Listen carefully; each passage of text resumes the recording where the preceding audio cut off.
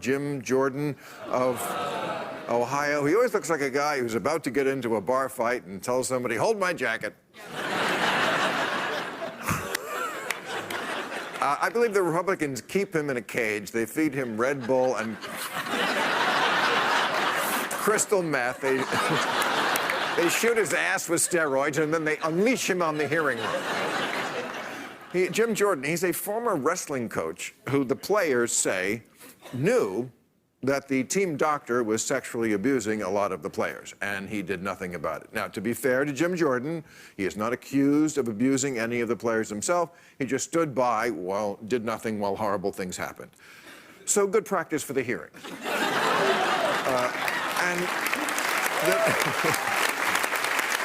Now, this is all alleged, but, a million people say it.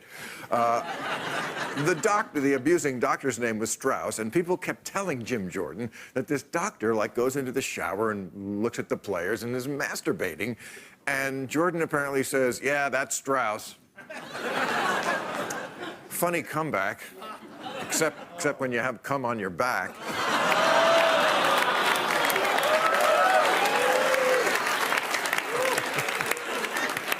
It's HBO, it's not TV.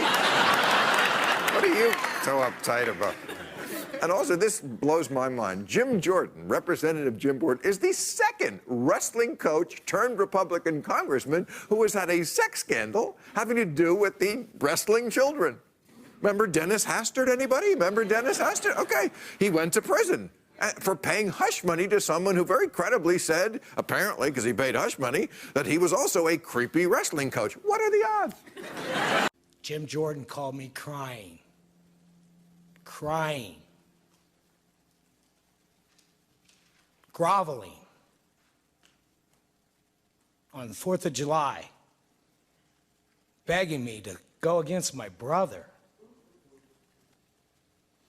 Begging me. Crying for a half hour. That's the kind of cover-ups that's going on there. Jim Jordan called me several times after that.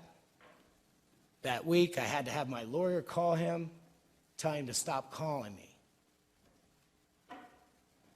I had a teammate, George Pardos, I called and told him, "Call Jim Jordan and tell him to quit calling me or I'm going to beat his ass." He's throwing us under the bus, all of us. He's a coward. He's a coward. He's not a leader. He's a coward. I'm a leader. I was captain of these guys. That's why I'm here. I would never abandon my team. He abandoned us. Our head coach abandoned us. He's flipped his story. He called other people to flip their story. He called Mark Coleman to flip his story. He called his parents, 90 years old. That's the kind of person Jim Jordan is.